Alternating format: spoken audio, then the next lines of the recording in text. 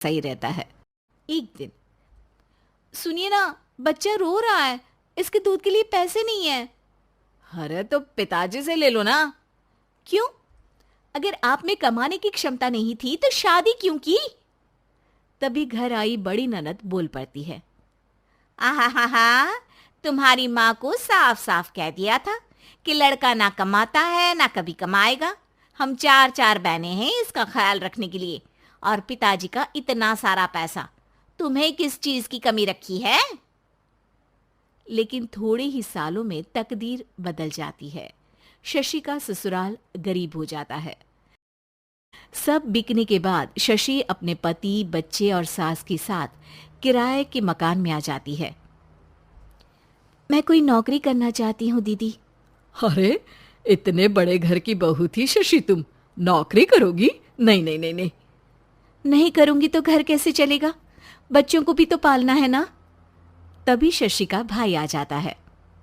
शशि, ये ले राशन का सामान, किसी भी तरह की कोई भी जरूरत हो तो बताना। भाई, अब मैं नौकरी करूंगी। देख बहन, वैसे तो मैं तेरे साथ हूं, लेकिन हाँ, मैं ये भी चाहता हूं कि तू अपने पैरों पर खड़ी हो जा। शशि को एक प्ले स्कूल में छोटे बच्चों को संभालने की नौकरी मिल जाती है। एक दिन, शशि, मेरे स्कूल को अब तुम संभाल लो, मैं कुछ दिनों के लिए अपने बेटे के पास जा रही हूं। लेकिन प्ले स्कूल अकेले मैंने कभी नहीं संभाला है। अब ये सब मैं नहीं जानती। इतने महीनों में तूने जो देखा, बस पूरे आत्मविश्वास के साथ उसे करना। शशि नीलम के जाने के बाद पूरे 1 महीने उसका स्कूल अकेले संभालती है, और फिर एक दिन आता है जब वो अपना खुद का स्कूल भी खोल लेती है। वाह शशि, तुमने आज मेरा सर गर्व से ऊंचा कर दिया। तुम्हारा यही आत्मविश्वास तुम्हें बहुत आगे ले जाएगा। नीलम, बहुत आगे जाने की चाह नहीं है, बस ये छोटा सा स्कूल मेरे बच्चों की अच्छी शिक्षा में मेरी मदद करे, यही मैं चाहती हूँ। शशि थोड़े थोड़े पैसों से ही अपना परिवार पाल रही थी। एक दिन उसके घर उसकी बड़ी ननद आती है।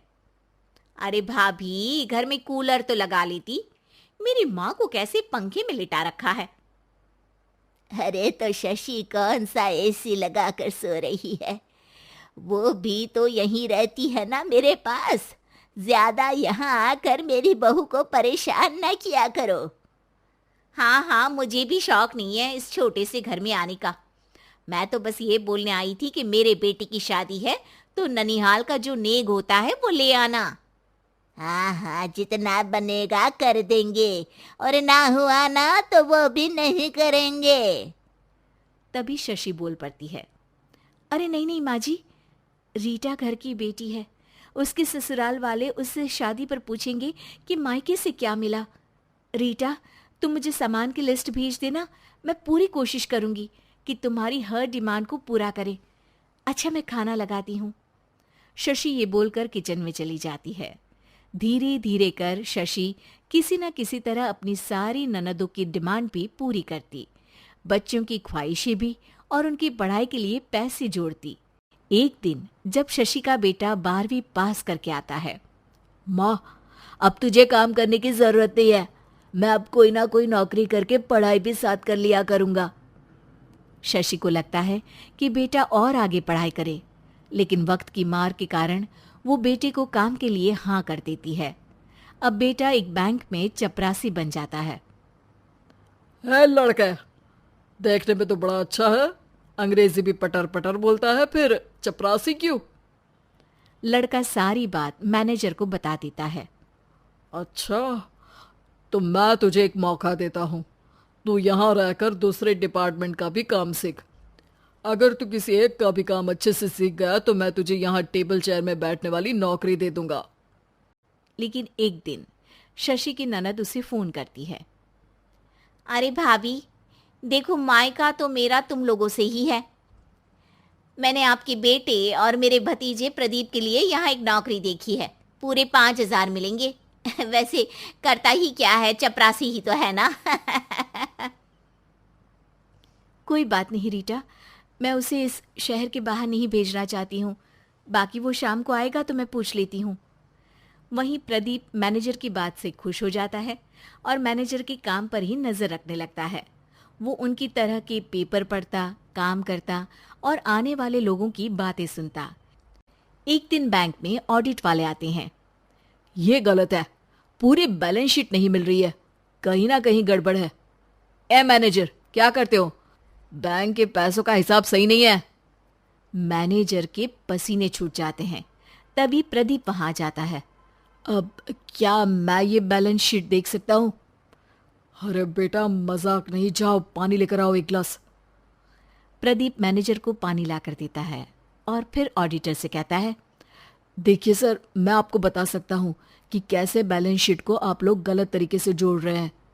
ऐसा बोलकर प्रदीप एक एक कर सारे डाउट क्लियर कर देता है। अरे हाँ, ये तो पॉइंट हमने देखे ही नहीं थे। गुड, कौन है ये बच्चा? तभी मैनेजर बोल पड़ता है, अब हमारे यहाँ अकाउंट में नया आया है। ऑडिटर के जाने के बाद, वाह प्रदीप, आज तो तुमने मेरी नौकरी बचा ली। और आपने भी तो मेरी नई नौकरी लगा दी, अकाउंटेंट की। बस फिर क्या था, प्रदीप ने एक बार जो सफलता की सीढ़ी चढ़ी, बस चढ़ता ही चला जाता है।